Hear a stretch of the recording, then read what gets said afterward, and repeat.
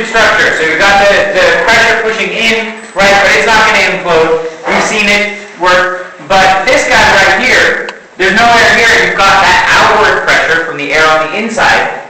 So what's going to happen to the balloon? Everybody move your hands. Take it big, right? Okay. Bang!